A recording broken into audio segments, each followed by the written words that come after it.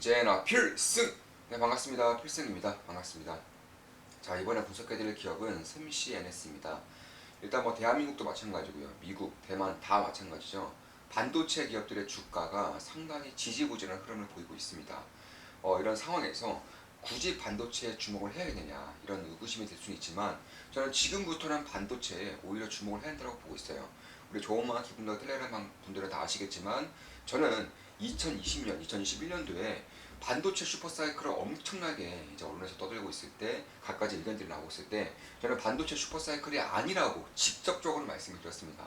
반도체에 주목할 때도 아니고 반도체 슈퍼사이클은 아니라고 말씀드렸었는데 지금부터는 굳이 슈퍼사이클이 아니더라도 꾸준한 우상향의 그런 산업인 것은 맞기에 지금부터는 볼 필요가 있다. 개인적으로는 그렇게 보고 있습니다.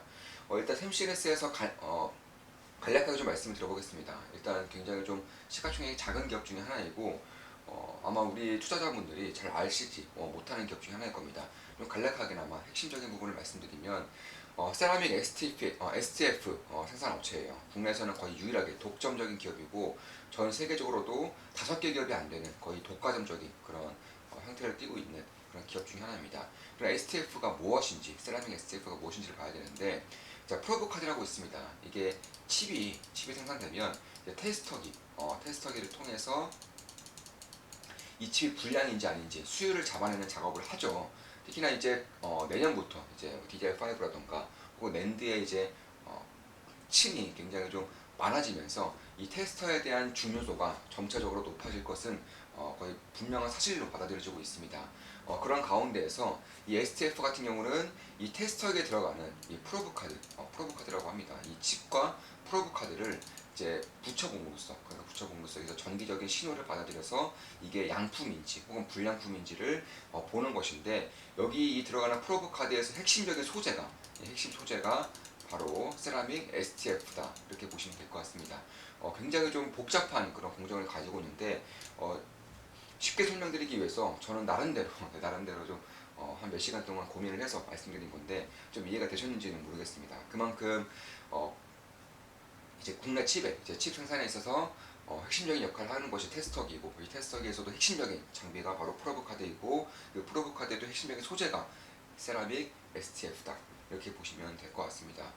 일단 세라믹 STF를 생산하는 업체는 글로벌에서 대략 이름을 날리고 있는 기업들이 4개 정도밖에 안 돼요. 5개가 채 안 됩니다. 그 중에서 국내는 거의 유일하게 독점적인 기업이 바로 샘시NS다 이렇게 보시면 될 것 같고, 실제로 이 프로브 카드를 만드는 생산하는 기업들은 굉장히 많아요. 전 세계적으로 수십 개가 있습니다. 대한민국에서도 한 4개 정도, 5개 정도의 그런 기업들이 있는 것으로 알고 있는데, 샘시NS의 주된 이제 매출 초과량 TS라던가 아니면 마이크로 프렌드 아니면 코리아 인스트루먼트 이 정도가 될 수 있는 것이고, 이 기업들이 삼성전자, 마이크론, SK하이닉스, 카옥시아, 중국의 YTMC 이런 기업들의 대부분의 이제 기업들 납품을 하고 있기 때문에 자연스럽게 샘시NS의 세라믹 STF도 같이 들어가는 그런 형태다 이렇게 보시면 될 것 같고, 실제로 이 프로브 카드 같은 경우는 이제 꾸준히 대략 매년 5% 정도의 성장을 이루고 있고, 세라믹 STF 같은 경우는 대략 14% 정도, 매년 14% 정도의 그런 성장을 보이고 있습니다. 글로벌적으로 4개 업체밖에 없다는 점에서 이 성장성을 고스란히 받을 수 있는 기업들이 바로 샘시NS를 포함한 세라믹 STF를 생산하는 그런 기업들이고, 그런 프로브 카드에 비해서 세라믹 STF가 조금 더 빠르게 성장하고 있는 이유는 사실상 이 낸드의 층이에요. 보통 이 샘시NS도 95%가 낸드 공정에 들어가는데, 이 낸드의 층이 가면 갈수록 이렇게 고층 형식으로 되기 때문에 여기에 자연스럽게 들어가는 이제 소재로 쓰이는 이제 세라믹 STF가 이제 수혜를 받을 수 있다 이렇게 보시면 될 것 같고, 사실 고객사만 보더라도 거의 대부분의 낸드 기업들이 들어가는 것은 맞아요. 직접적인 고객사는 TSE, 마이크로프렌드, 코리아 인스트루먼트 이 정도 기업이지만, 이런 기업들이 카옥시아던가 삼성전자, SK하이닉스, 마이크론, 인텔, 중국의 갖가지 기업들 이런 기업들에 이제 들어가는 것이기 때문에 결국에는 글로벌 기업들과 이제 협업을 통해서 꾸준한 성장을 이뤄가는 그런 기업이라고 보시면 될 것 같고, 간략하게나마 좀 재무제표를 보더라도 사실 국내 독점이라는 것이 그대로 재무제표에 보여지고 있어요. 지금 보시면 영업이익률이 무려 올해 1분기에 더 늘어났어요. 무려 36%입니다. 순이익률도 35%고요. ROE 같은 경우도 거의 20에 육박하는 그런 ROE를 보이고 있기 때문에 사실 굉장한 좀 성장성과 그리고 독점적인 기술 경쟁력을 가지고 있는 기업인 것은 재무제표를 통해서도 고스란히 나타나고 있는 그런 기업이다. 이렇게 보시면 될 것 같습니다. 그럼 최근에 주가가 굉장히 빠르게 빠졌어요. 이렇게 빠르게 빠진 이유 중에 하나가 물론 반도체 업 중에 그런 하락세도 있을 수 있겠지만 보호회수가 다 풀렸습니다. 보시면 작년 5월에 상장했죠. 작년 5월에 상장하고 1년 정도 됐을 때 1년에 보호회수 기간이 1년이었습니다. 1년이 됐을 때 보호회수가 풀리면서 이렇게 매물이 쏟아져 나왔던 것이고 이로 인해서 펀더멘탈과 상관없이 반도체 업종의 하락과 그리고 매물이 나오면서 크게 이제 하락을 했었던 그런 모습을 보인 이후에 다시금 좀 반등을 보여주고 있는 형국이다 이렇게 보시면 될 것 같습니다. 그리고 세라믹 STF에 대한 그런 산업의 성장성과 그리고 반도체 업종의 꾸준한 우상향을 봤을 때 저는 꽤나 매력적으로 다가올 수 있는 그런 밸류에이션이다 이렇게 보고 있는 것이고 물론 제 모든 영상은 매수 매도 추천 리딩 절대 아닌 거 다들 계시죠? 참고하시면 되겠습니다.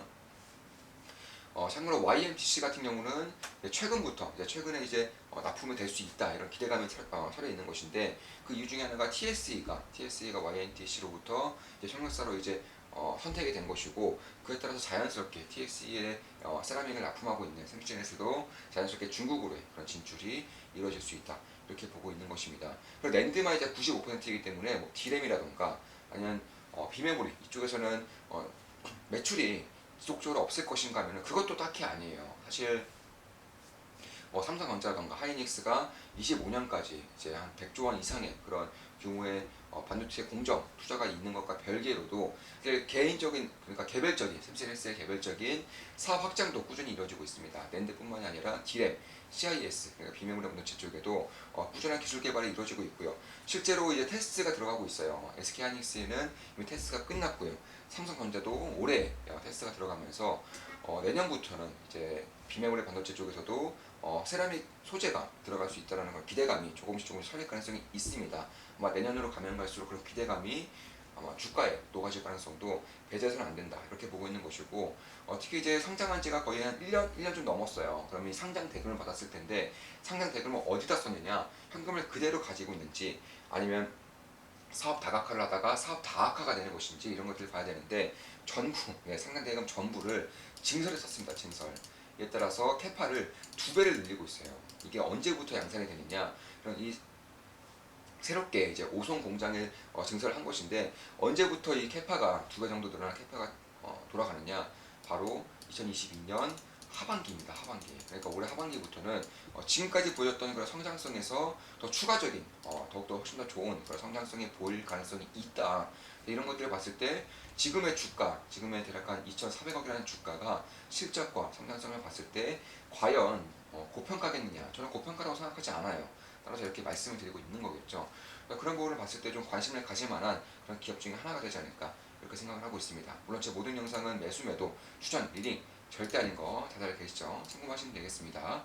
자 이것으로 샘CNS에 대한 분석을 해드렸습니다. 프로브카드라던가 D램, 랜드, 비메모리 반도체 쪽에 대한 사업 확장에서도 말씀드렸었고 이런 상장 대금을 어디다 썼는지 사업 다학화가 아니라 혹은 현금을 그냥 쟁여주는 것이 아니라 증설에 오로지 증설에만 쓰였던 것이고 올해 하반기부터 캐파가 2배 정도 늘어나는데 이런 양산이 올해 하반기부터 들어간다는 점 무엇보다 비메모리 반도체에 대한 그런 테스트가 삼성전자와 SK하이닉스 쪽으로부터 둘 다 있었다는 점 이런 부분을 좀 참고를 해볼 줄만한 그런 부분이 아닐까 이렇게 보고 있는 것이고 중국 쪽으로의 진출도 점차적으로 가시화되고 있다는 것도 저는 좀 바라볼 필요가 있겠다 이렇게 보고 있는 겁니다.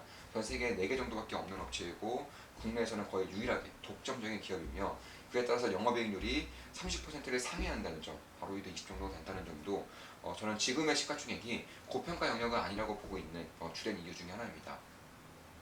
자 그럼 이것으로 이제 샘CNS에 대한 그런 핵심적인 요인을 말씀을 드렸었고 세라믹 STF 같은 경우도 어떤 식으로 좀 쓰일 수 있는지에 대해서 최대한 좀 쉽게 좀 말씀을 드려봤습니다.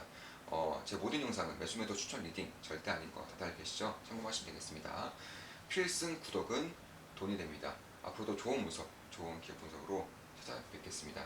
샘CNS에 대한 분석이었고 반도체 업황, 반도체에 대해서 지금부터는 좀 볼 필요가 있겠다. 물론 그 전까지, 작년까지만 하더라도 반도체 슈퍼사이클 바람이 불 때 좋은 마음 기쁨하게 멤버분들에게 슈퍼사이클 아니다, 반도체 슈퍼사이클이 아니다라고 직접적으로 말씀드렸고 실제로 반도체에 대한 투자도 진행하지 않았었죠. 물론 자율주행 반도체 관련 핵심적인 기업들에 투자했었고 현재도 200% 이상의 수익을 내고 있는 것도 맞습니다. 자, 방송 마치겠습니다. 필승이었습니다. 필승!